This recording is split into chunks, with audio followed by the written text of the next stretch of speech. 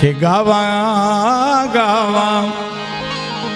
મારે આઈ ખોડિયાર માં ગીત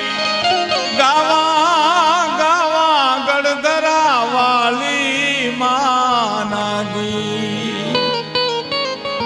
પણ શું થયું શબ્દુના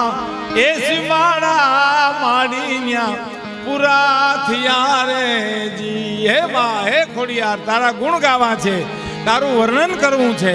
પણ શબ્દોના સીમાડા પૂરા થઈ ગયા માં નેતી નેતી નેતી કહીને હું તારા પગમાં